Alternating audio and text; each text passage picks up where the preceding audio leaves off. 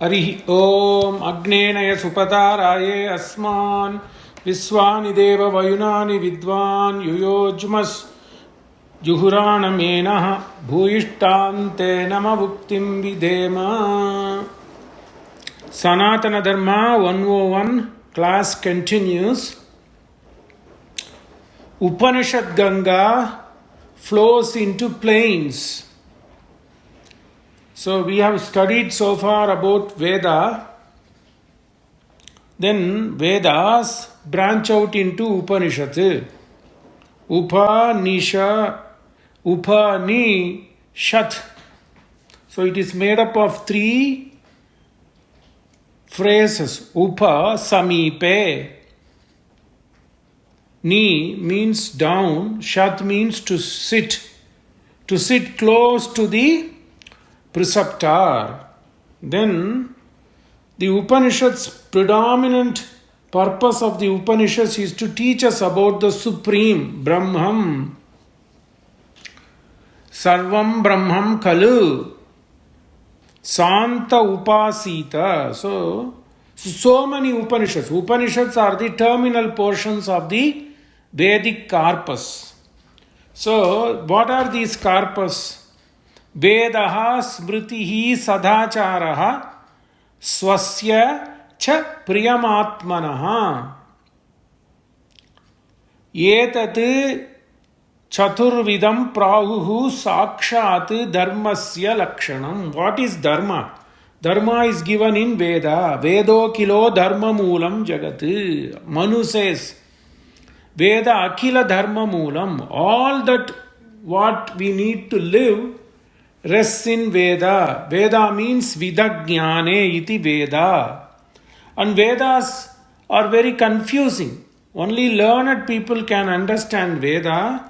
So then the preceptors, the rishis, started interpreting the Vedas, and then they carved out certain important portions of Vedas and then elaborated on those.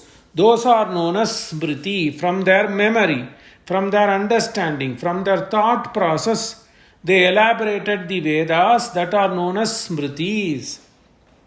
But when it comes to understanding the Supreme, who is Supreme? Who am I? What's the relationship between me and the Supreme? What will I do when I leave this material world? What happens to me? All these are given in the later portions of Vedas, which are known as Vedanta. Vedasya antaha iti Vedanta. Anta mane end. So those are known as Upanishads. And not only that, apart from these prescribed tests like Vedas and Upanishads and Smritis, one has to also follow from their experience. Life is all about experience. Life is beautiful. Each day you learn something, either by yourself or from elders. So that is known as Sistachara or Sadachara. And then all those, while you are learning, your experience gives you happiness. And that is known as Priyamatma Tushti. So Vedaha, Smriti, Sadacharaha, Swasya Priyam Atma Tushtihi, Priyamatmanaha. So Manu classifies these texts into four. Veda, that is the primordial and principal text that flows as Upanishad. Assuming that Upanishad is a Ganges, because it is Paramapavana. So that Ganges, then what happens? From Haridwar, it flows down the plains, and then other tributaries join, like Gantaki, Gagra, Gomati, Sarayu. All these rivers join. So many knowledge come in the Upanishad corpus, and then they flow through the plain. Only in plain civilization flourishes. People grow cereals, people grow pulses, people grow all the food crops for living. So the civilization flourishes. So not only they take the rule books, but also they follow what their previous preceptors, elders in the family, elders in the society, by watching and seeing. That is known as sadacharaha. Swasya cha priyamatmanaha. Those things that also gives you happiness. That means good things through your experience, through your interaction, through your experience. Those are known as priyamatmanaha. Swasya priyamatmanaha. Etat chaturvidam. All these four different varieties. Veda, Smriti, Sishtachara or Sadachara, Evam Swasya Priyamatmanaha, Evam Chaturvidam Prahuhu Sakshat Dharmasya Lakshanam. Where do you get Dharma from? All these things. You need not have only a prescribed text. By learning, by watching, by interacting also gives you knowledge. So these are the four different types of knowledge where you could understand Dharma. What is Dharma? Dharayati iti Dharma. In other words, Dharma gives us two fruits or two results. What do you get out of Dharma? There was a philosopher called Kanada, and he propagated a philosophy known as Vaiseshika. That means this is Vishesha. It discriminates from the earlier thought process such as Purva Mimamsa, Jaiminiya Mimamsa. All those thoughts which are differentiated from the previously established thoughts were collectively put together in a text called Kanada Sutra or Vaiseshika Sutra.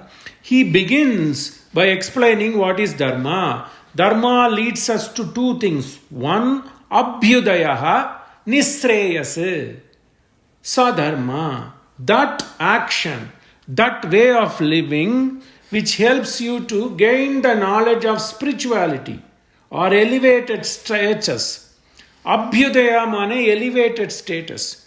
That knowledge which takes you to an elevated status is known as Abhyudayaha, and all the accomplishments, whether it is a material accomplishment or spiritual accomplishment, which you gain in this world, that is known as Nisreyas. So Dharma gives you two. Dharma gives you Abhyudaya. That means an elevated status. That means the supreme bliss. And then the material bliss or earthly bliss is known as Nisreyas. So what is Dharma? Dharma gives two outputs. One is Abhyudaya and then the other one is Nisreyas. Those actions or the way of living that help you to gain these two outputs is known as Veda, is known as Dharma. And we have studied, Manu says there are four different types of knowledge corpus. You have to know Dharma. And principally, to know about Supreme, to know about oneself, we have to study Upanishad. So, assuming that 1131 shakas, 31 branches of Vedas are there, and assuming that Upanishads are Vedanta, the end portion of Veda, so at least at a very minimal, you should have 1131 Upanishads. Very minimal. So assuming that we have 1000 Upanishads, how many are there present? Some say we are able to get up to 112 Upanishads that are present today in written text forms. These are available. But what is most prevalent is 12 to 14 Upanishads, and among those 12 to 14 Upanishads, 10 Upanishads are considered to be very important, or primary Upanishads. Kena, Kata, Prashna, Isha, Mundaka, Mandyukya, Aitareya, Taitriya, Chandokya, Brihadaranyakam. So it starts with Isha, Kena, Kata, Prashna, Mundaka, Mandyukya, Aitreya, Taitriya, Chandokya, Brihadaranyakam. Of those 10 Upanishads, which have been widely commented by most of all the Sanatana Dharmic philosophers, right from Adi Shankara Bhagavad Pada to Ananta Tirtha, aka Madhvacharya, Ramanuja did not specifically take these Upanishads and comment on those, but he took the valuable parts of all these Upanishads and then gave it as a discourse in Tirupati. You might all be familiar with the place called Tirumala Tirupati, which is a hill shrine in southern India. So that is known as Vedartha Sangraham. Although he did not labor on each Upanishad, he collected the important aspects of all the Upanishads, including additional Upanishads such as Svetasvataro Upanishad, then Kaushitiki Upanishad and Svetasvataro Upanishad. So 2 plus 10 becomes 12. So he took all the valuable portions of these 12 Upanishads and then gave it in the discourse form known as Veda Artha Sangraham. So, all the philosophers, all the preceptors who are known as Darshana Pravartakas, they have commented on Upanishads, and the most important work was earlier done by Adi Shankara Bhagavatpada or the Shankaracharya of Kaladi. So, among those, the only Upanishad that is chanted with intonation by memory these days is known as Taitriya Upanishad. Among all these 10 Upanishads, although all these Upanishads are commentaries are available on all these Upanishads, particularly in Vedanta class, very learned preceptors talk and teach about all these 10 Upanishads, including 2 and additional 2 or 4 Upanishads. The recitation form, the prevalent recitation form equal to Vedas is only available for Taitriya Upanishads. Chandogya Upanishads, some people recite in memory, but among all these Upanishads, currently with swara, with intonation, the only Upanishad that is practiced widely is known as Taitriya Upanishad. The name derives from Titri. The word derives from the bird Titri. So it happens that Vaisampayana, we have already studied, there were 4 rishis or 4 primary preceptors of Veda Vyas who were given the responsibility to propagate the Vedas. Okay. So who are all the 4 rishis where Ved Vyas selected to propagate in Kali Yuga? In the last portion of Dwapara Yuga and Kali Yuga, Veda Vyasa did the division of Veda. He did Vibhag, or he created an essay. You can say that Vyasa Mane essay. Here you have to take it. He divided the Vedas, the entire Vedic corpus into 3, and then one of his beloved disciple, Atharvangirasa, collected some of the portions of Rigved and Yajurved and collectively put together what is known as Atharva Ved or Atharvangirasa Ved. So Veda Vyasa delegated the work of propagating Rigveda to a rishi called Paila. And the rishi who was given responsibility to propagate Yajurveda was known as Vaisampayana. And the rishi who was given the responsibility to propagate Samaved was known as Jaimini. And the rishi who learnt the Atharva Veda from Atharvangirasa Muni under the instruction of Veda Vyas was Sumantu. And in addition, Veda Vyasa also delegated the propagation of Puranas to a rishi called Romaharsha. And Romaharsha selected people who would go from places to places to sing and propagated the Puranas. They are known as Suta Pauranikas. So, the Vedas, Upanishad starts propagating through 4 main preceptors. Paila, Vaisampayana, Jaimini, Sumantu. So, Vaisampayana was the person who was teaching this Yajurved. So, Vaisampayana was given the responsibility of teaching Yajurved, where in the portions of Janaka Rajya or Videha Rajya. In Videha Rajya, in Koshala Rajya, we have already studied that. In Koshala Rajya, in Videha Rajya, people practiced more of Yajurved. So, this Rishi, Vaisampayana Rishi, was propagating the Yajurved. And he had a very able student called Yajnavalka. So what? Vaisampayana had a great student called Yajnavalka. And Yajnavalka was very clever. So once upon a time, we have studied that the Yajurved flourished in Koshala Rajya because we know that Rama was a follower of Yajurved. Because Kausalya Ma supported lot of Yajurved Pandits. Okay. So next to Koshala Raja is Ma Janaki's place, which is known as Videha Rajya. And Videha Rajya was all governed by kings who were named Janaka.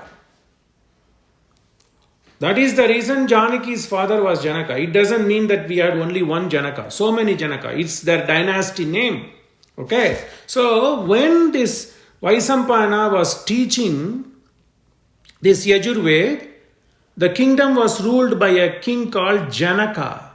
So that Janaka had some sacrifice going on in his place.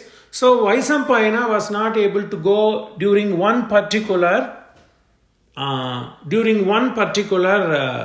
Havan sacrifice. So he sent his beloved student Yajnavalka.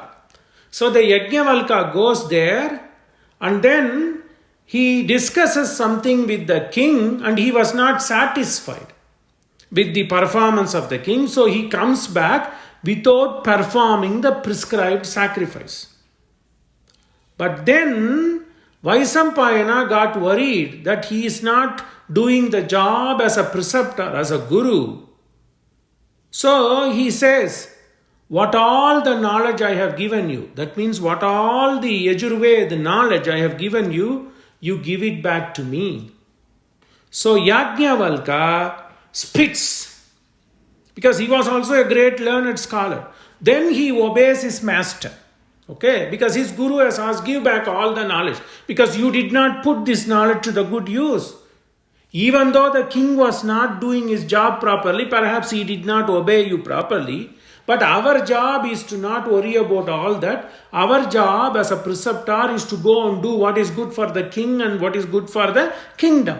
So you did not do your job. So I am asking, that knowledge what I have imparted to you, it is of no use now. So give back all the knowledge. Okay, then what we will do? In present age, if something goes into your brain, you can't give it back. Although the amount of knowledge that is going to us in this Kali Yuga is very little.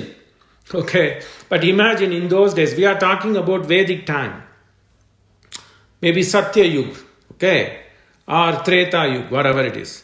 So this Yajnavalka, being a great saint himself, spits all the knowledge, and so he forgets this knowledge about Yajurved. Okay. And then this Vaisampayana now feels that knowledge should not go waste. So he orders his other disciples to take the form of Titri bird. There's a bird called Titri, I have not seen. So Vedic resources say that other disciples, other pupils of Vaisampayana took the form of Titri bird, and Titri bird has the ability to absorb saliva. This is a Vedic story, take it as it is. So the other pupils of the sage Vaisampayana, upon the order of the preceptor, took the form of Titri and then grasped all those knowledge that were spit by Yajnavalka, so that the knowledge gets propagated from then on. Because the knowledge was absorbed by these pupils in the form of Titri, that portion of Yajurved is known as Taitriya Yajurved or Taitriya Shaka. And that Upanishad, that is the last portion of the Taitriya Shaka, absorbed by the pupils of Vaisampayana in the form of Titri, is known as Taitriya Upanishad. You see? Then this Yajnavalkya, the story continues, parallel story. Yajnavalkya was a saint. Then he realizes the mistake. Oh, what have I done? Then he prays to the sun god. And sun god was pleased with his sacrifice and tapas and comes in the form of a horse. Sun is a tejas. Sun shines in orange or white, whatever it is. And then the sun god comes in the form of a horse. And he preaches a new set of Yajurved because it was preached by sun god who is effulgence, like white effulgence. That portion of Yajurved absorbed by Yajnavalkya is known as Shukla Yajurved. And since the sun god came in the form of a horse, we have already studied, Vaji means power, Vaji means horse. That portion given by sun god, who is with all sorts of effulgence in the form of horse, is known as Shukla Yajurved or Vajasani. Vaji means horse. The knowledge obtained from sun god who came in the form of a horse is known as Vajasaniyam or Vajasani. So, Yajurved divided into two. One is Krishna Yajurved, another one is Shukla Yajurved. And Taitriya Upanishad is part of Krishna Yajurved. And Brihadaranyaka Upanishad is part of Shukla Yajurved. And Krishna Yajurved also has one distinction, among many distinctions. One important distinction is the mantra portion is not clearly demarcated in Krishna Yajurved. Hence it is known as Black Yajurved. Mixed. The mantra and the explanatory text. What have you learned? We have learned the explanatory texts are known as Brahmanas. So the mantras are samhitas. The samhitas are not clearly demarcated from Brahmanas or explanatory text in Yajurved, which is Krishna Yajurved. That means mixed Yajurved or Black Yajurved, whatever it is. Whereas in Shukla Yajurved, the mantra portion or samhita portion are totally differentiated from their explanatory text. Hence it is known as pristine or Shukla Yajurved. Today, North India is fully of Shukla Yajurved, particularly in Ganges belt, in Gujarat. Above Narmada, Shukla Yajurved is practiced from Gokarna, which is in the northern portion of Karnataka and above, whereas southern portion, Krishna, Godavari, Kaveri, Tambrabarni, Bharatapuzha in Kerala, all these river belts in southern India below Vindhya mountain, Taitriya Yajurved is practiced, whose preceptor is Vaisampayana. Shukla Yajurved preceptor is Yajnavalkya. But today, the Upanishad portion of Krishna Yajurved, which is known as Taitriya Yajurved, is recited in memory with swaras or intonation. That's the only Upanishad in its entirety. It's memorized and recited and elaborated. Although Chandogya Upanishad is also commentated more and explained, in terms of recitation in memory, Taitriya Upanishad is more prevalent. Taitriya Upanishad has 4 chapters according to Smarta tradition. Whereas according to Vaishnava, Sri Vaishnava tradition, Taitriya Upanishad is divided into 2 chapters. Okay. And according to Smarta or Advaita Sampradaya, Sishtachara, Taitriya Upanishad is divided into 4 chapters. The first chapter of Taitriya Upanishad is known as Sikshavalli, which is nothing but the commencement address of the preceptor in a graduation ceremony. So, according to Advaita or Smarta Sampradaya, Smarta means who follow Smriti, Sruti. Both Sruti and Smriti who follow that, they are known as Smartas. All are Smartas.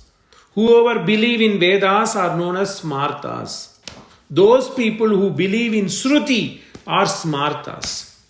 So, according to Smarta Paddhati or Smarta style, Krishna Yajurved's Taitriya Upanishad is divided into 4 chapters. The first chapter is the commencement address, which is known as Siksha. Siksha meant to teach. Siksha. Then it elaborated to Siksha. So teachings of a preceptor in a commencement address is known as Siksha Valli. Valli means chapter. Okay. Valli is a branch. Valli is a chapter.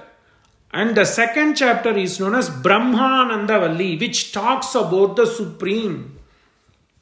The first chapter is a commencement address.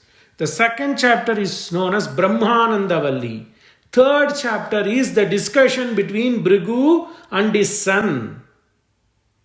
That is known as Bhrigu Valli. Fourth chapter is Narayana Valli, which is a Upasana text. A lot of mantras are mixed there in Narayana Valli. So 4 chapters. Whereas in Sri Vaishnava tradition, they take the first 3 chapters as a single chapter.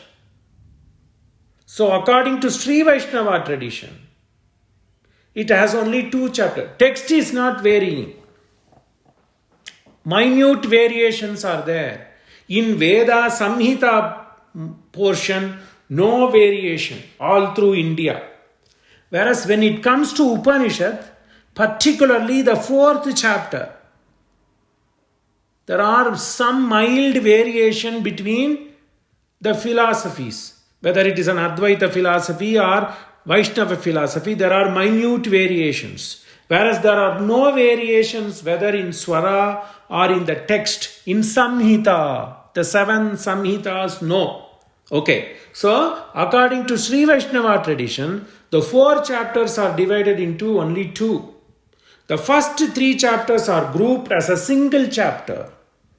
What are the first 3 chapters? Siksha Valli. It is Siksha, but then phonetics it becomes Siksha. Siksha Valli, Brahmananda Valli or Ananda Valli. Okay, Valli means chapter. Third is Bhrigu Valli. These are collectively put together as a single chapter. Okay, or Prasna. And then the Narayana Valli is the biggest of all the 4 and it is grouped as separate. In both tradition, whether it is a Smarta tradition or Vaishnava tradition, Narayana Valli is always separate. Okay, 3 plus 1 or 2, 1 plus 1. That's all matters. In Sri Vaishnava tradition, the Taitriya Upanishad has only 2 portions. Whereas in Smarta tradition, it is 3 plus 1, that is 4. The first one is known as Siksha Valli or the commencement chapter. The preceptor teaches the student after he had finished giving exam that the total finishing, as we call today the commencement or graduation, is known as Samavartan. That means finish. You finish learning. That is known as Samavartan. Now the Upanishad Ganges is to flow. Okay, he has to take that Upanishad, take that Vedic knowledge and spread to different portions. Okay, and why we said it flows into plain? Because those days people lived only on the banks of rivers. Okay, civilization flourished in rivers. So the Upanishad knowledge starts flowing and assume that it is a Ganges. It's a big, vast river. So it starts flowing. And now the person, the brahmachari means Brahma acharati. Acharati means who practices. Brahma means knowledge. So far, the person is only interested in learning, gaining knowledge. Hence the name brahmachari. Now the master says, okay, you have studied 7 to 12 years, you have gained the knowledge, now you have to go and propagate the knowledge. How do you propagate the knowledge? You need to have somebody to take care of you and your future students. So go marry somebody. So you build your house. Once you build your house, pupils will come to you, and that is known as grihastha. Grihamane house.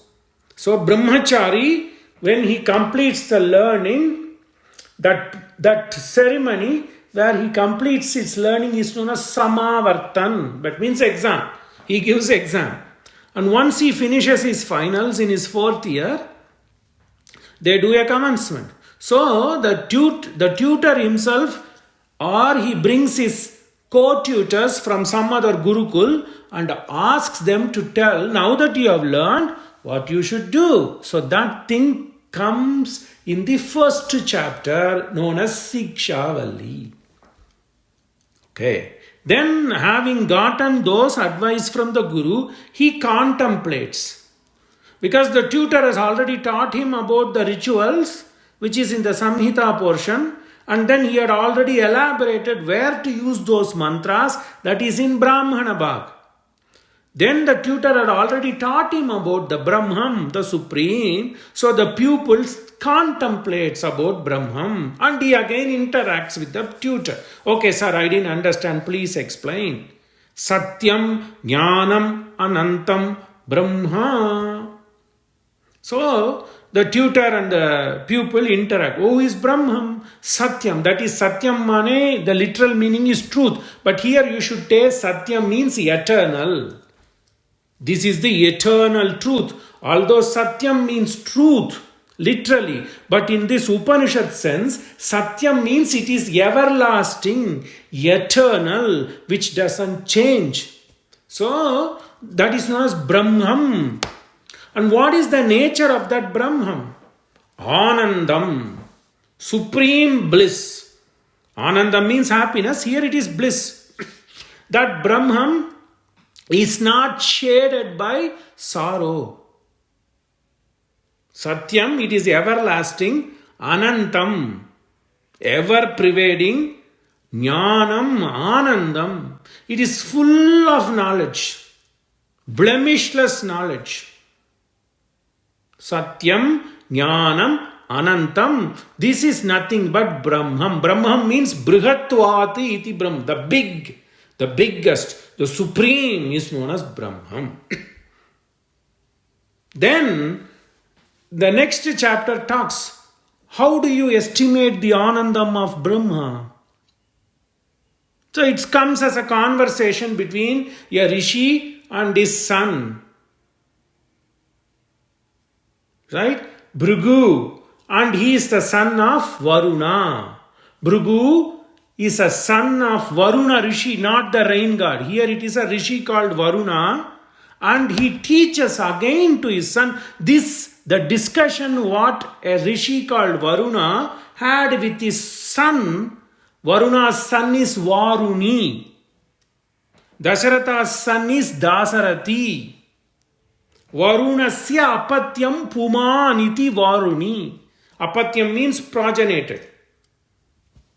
Okay, and he is also known by another name called Bhrigu.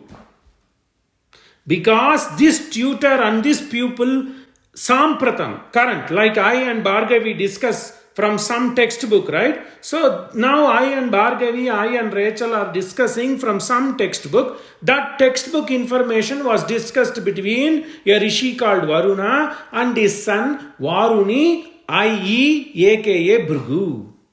So I am teaching to Bhargavi or Rachel what Bhrigu got from his father Varuna Rishi. Hence that section is known as Bhrigu-valli.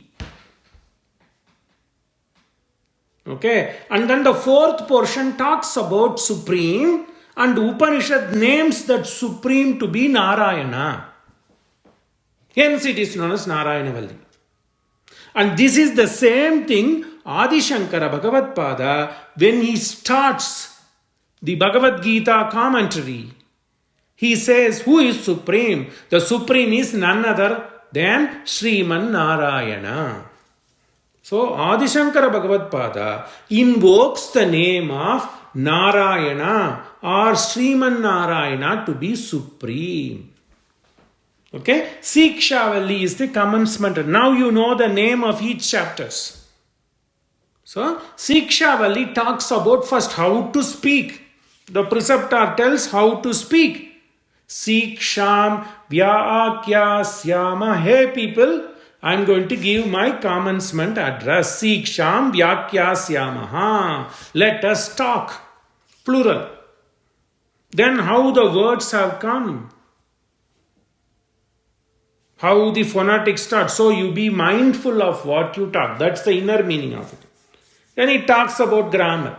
Okay. Why it came? We have to understand that first and foremost, conveying the thought using proper structured words is necessary. Hence the commencement address begins by telling the pupil about the structure or constructs of words. Varnaswaraha, matra, you should not elaborate the words, you should not squeeze the words, it has to be recited properly. Matra balam. Balam means there is a power in what you speak. Okay, likewise it starts. Then the most important part of Sikshavali is the text itself says, after I have assumed that I am the one giving the commencement address. So the tutor says, now that, hey boys or girls, whatever it is, I have now taught you Vedas. After learning Vedas, please take my advice seriously. Vedamanuchacharyonte vasinamanusasti. Vedaha antevasi. Antevasi means pupils or student.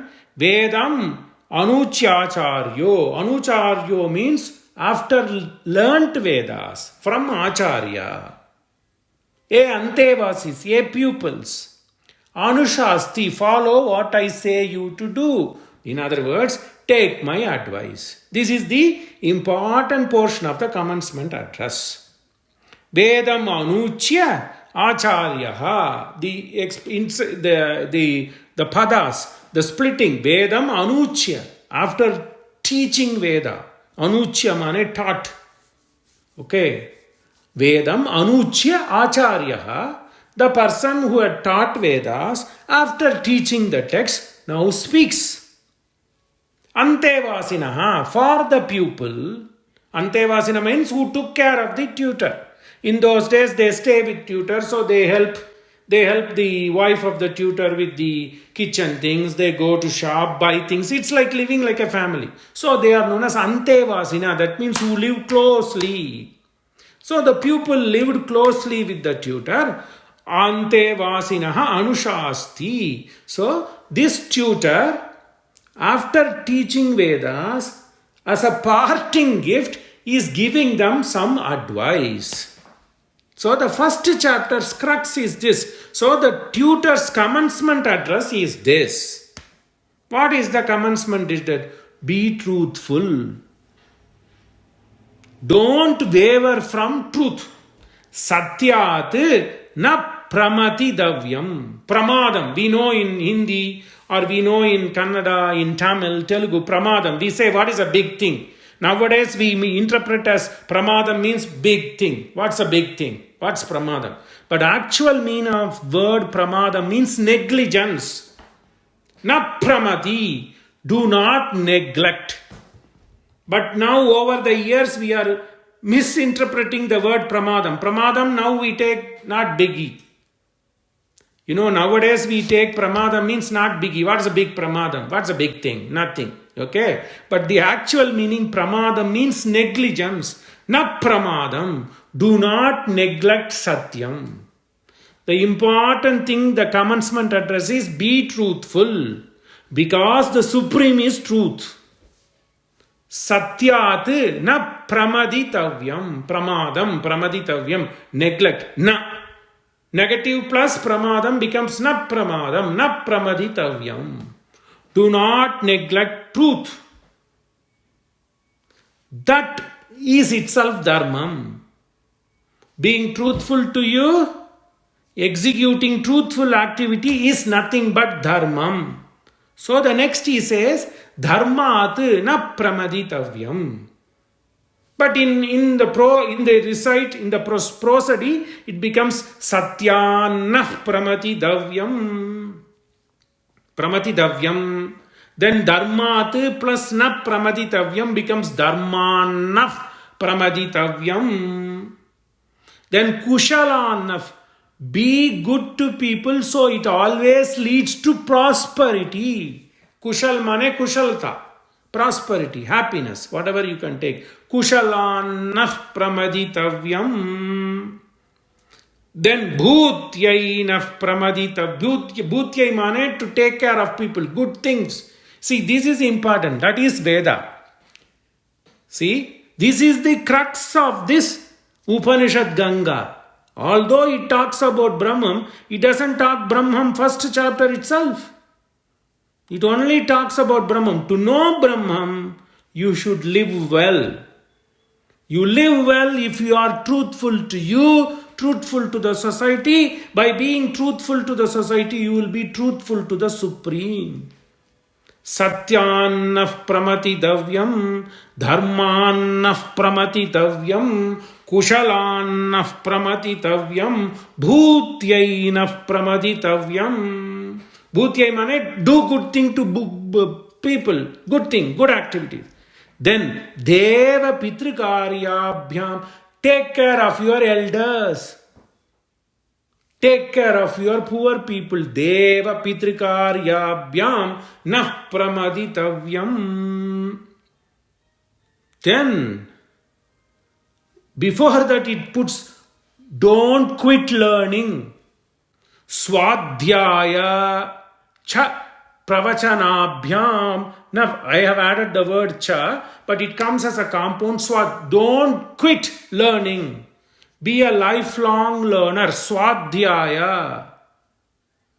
Be a lifelong learner. Swadhyaya. What you learned, give it to others.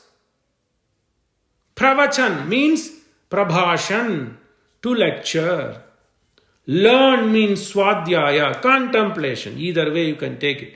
Keep on learning. Swadhyaya pravachanabhyam nah pramaditavyam, deva pitrikaryabhyam nah pramaditavyam.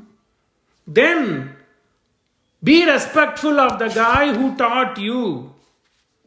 Be respectful of your mother who brought you. So it tells, then the most important thing, okay, learn, teach. How are you able to learn and teach? It's because you have been brought to this world. You are not a god. Your mother brought you up. So, mother and father are living God, but compared to father, mother is important. So it says, Matru Devo Bhava. Then father. Mother is most important. Next comes father. Pitru Devo. Why? Because nobody teaches Bhargavi or Rachel, you come to the earth, immediately how you cry, ma, ma, ma. Nobody teaches the young baby to cry ma. Whether it is in Latin or in German or English or Hindi or Tamil, it's all ma. Whereas if it is Papa, is also same. But Mama teaches. Hey, look at your Papa. Look at your Pop. If it's Spanish, look at your Papi. If it is Tamil, look at your Appa. Mom teaches. So nobody teaches the kid to cry Ma. You cry.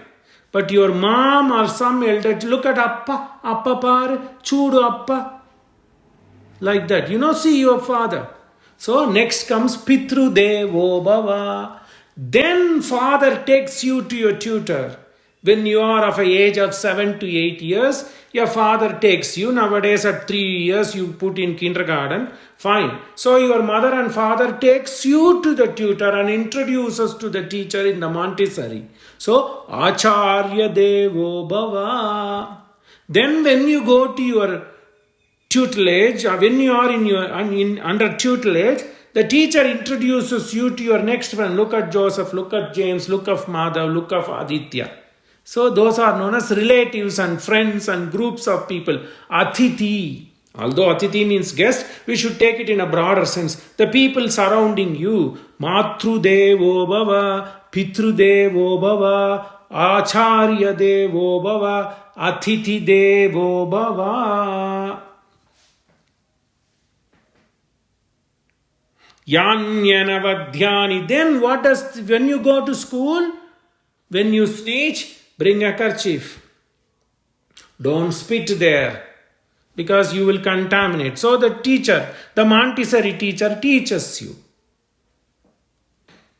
So, Vadhyani karmani na kuru.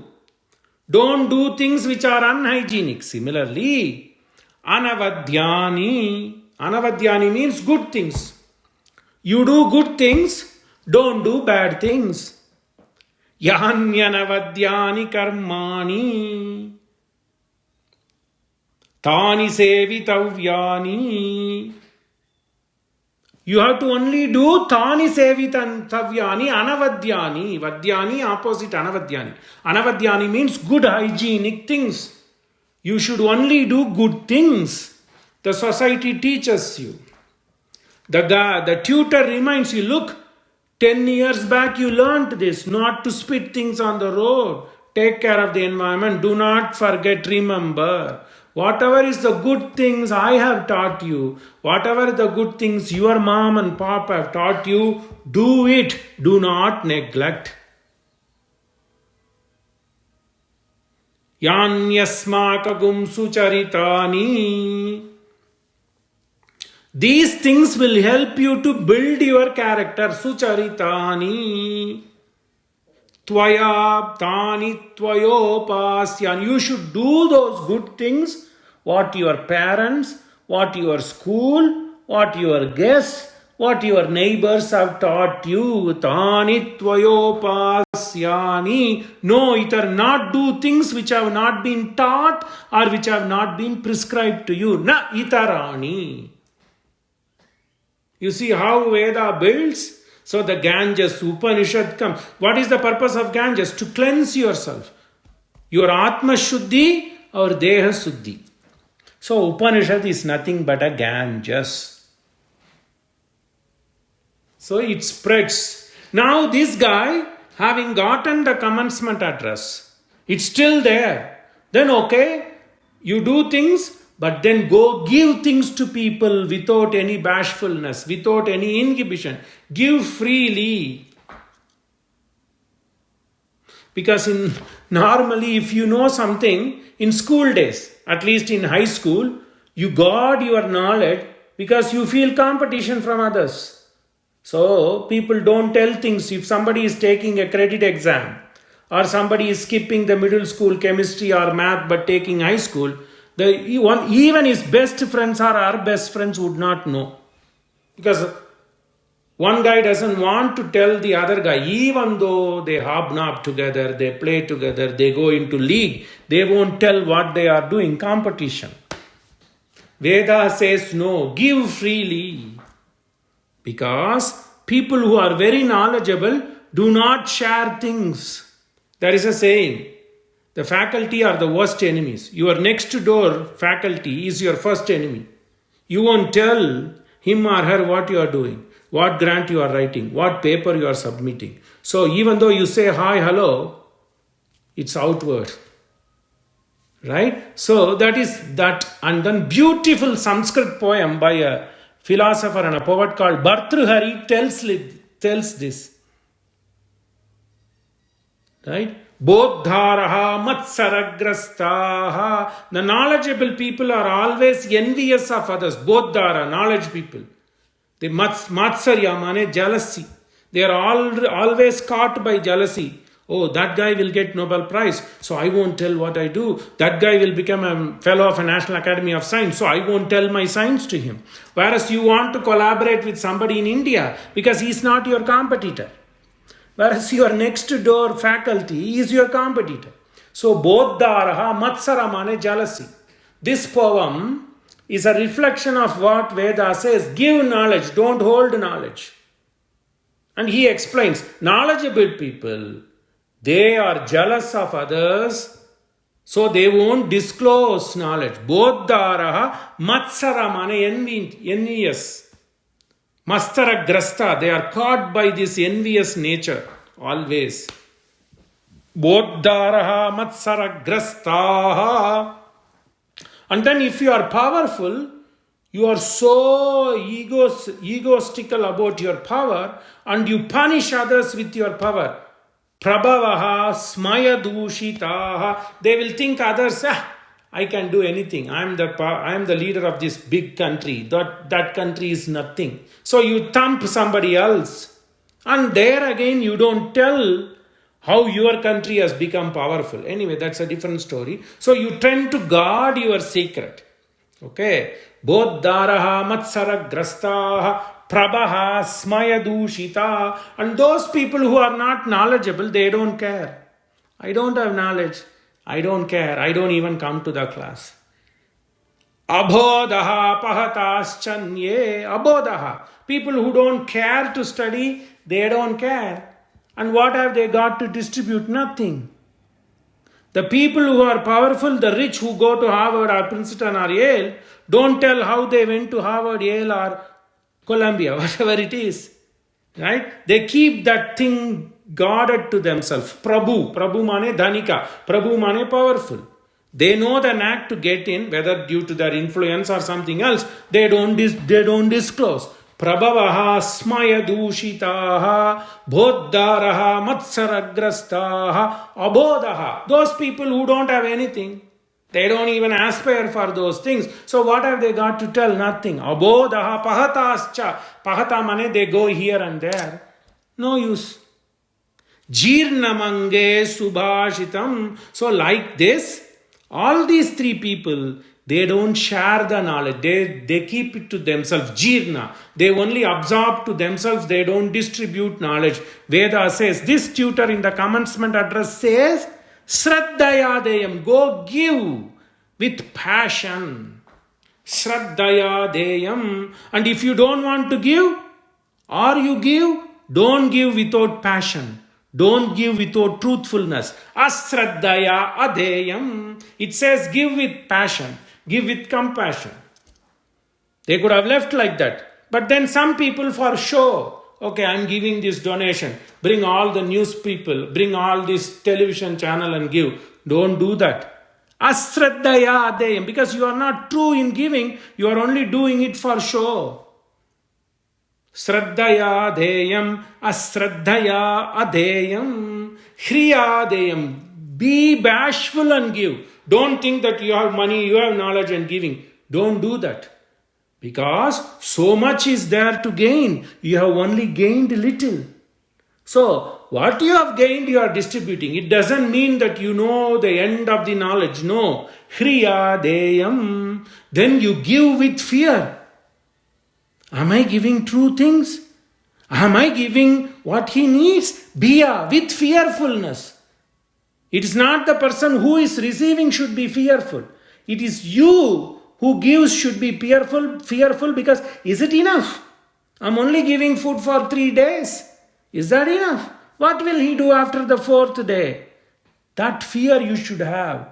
God grant me and grant him some wisdom so that he doesn't have to go and beg on the 4th day. Biyadheyam.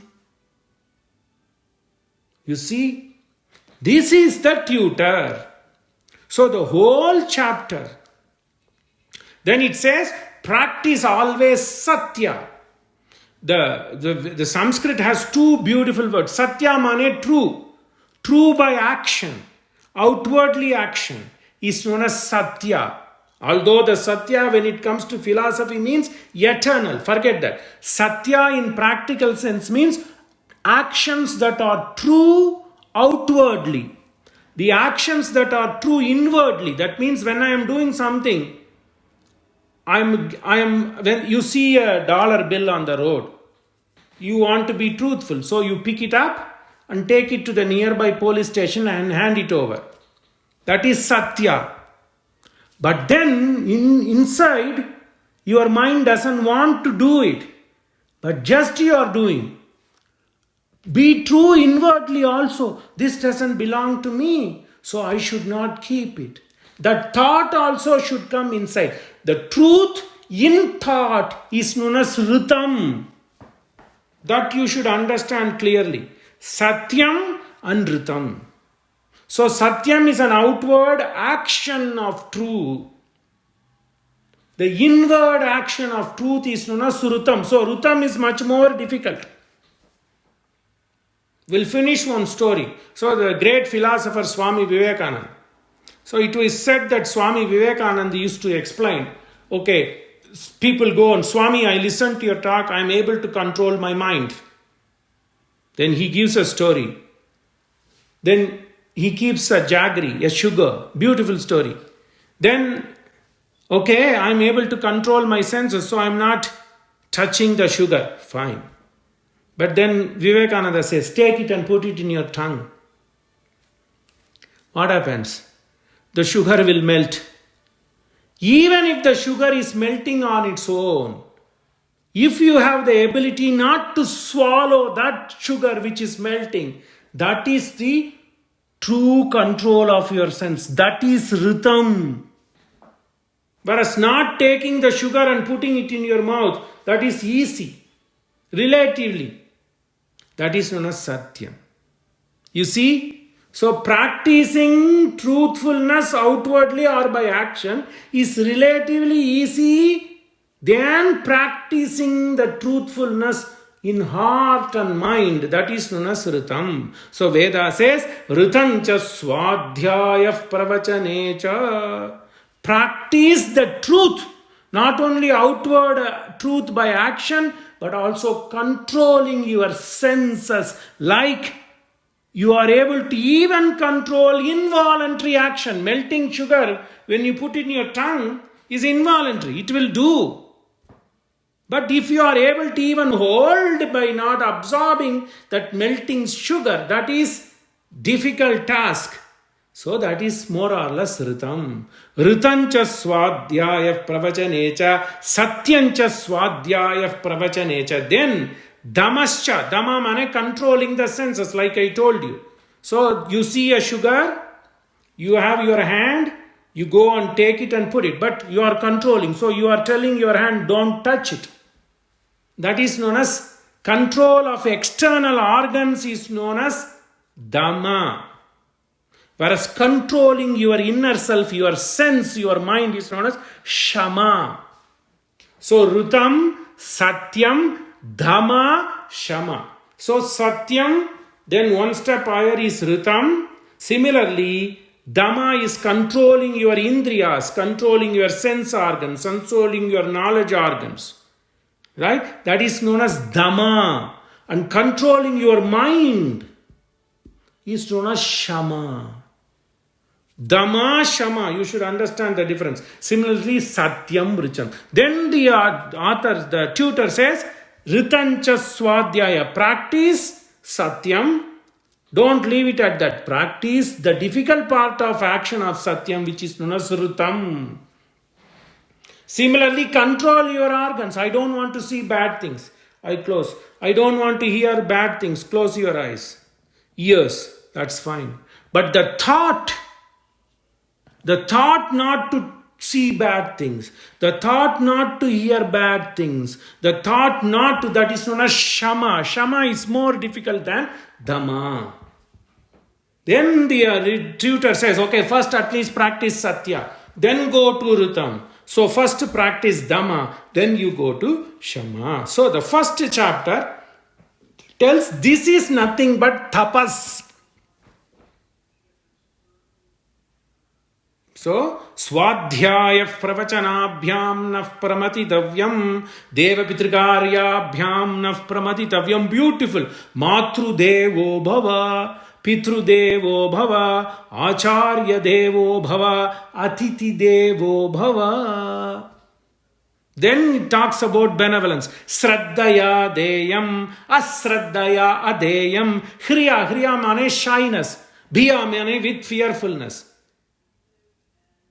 So the tutor finishes. Then the introspection happens for that student or students. And again the student, okay, as a parting thing, he might ask some question about Brahman. Then the tutor says, Yato vacho nivartante. You can't explain Brahman. You have to understand it. You have to grasp it. Yato vacho nivartante. Not only you can tell about Brahman. To one, it may be tall and long and wide. To somebody, he may be like Krishna. To somebody, he may be like Rama. Aprapya manasa saha. But then, take Vedas of your gospel, and Veda says this is eternal bliss. Anantam Satyam Jnanam Anantam Brahma Yo Vedam Nita Guhayam. Sahana Bhavatu Sahanau Bhunaktu Sahaviryam Karavavahai Tejasvinavaditamastu ma vidvishavahai. Om Shanti Shanti Shanti. So the knowledge flows as Ganges flows towards the plains of Yamuna, Ganges, Saraswati, Gagra, Sarayu, Gomati, Gantaki, so on and so forth. Upanishad Ganga. Mangalani Santu.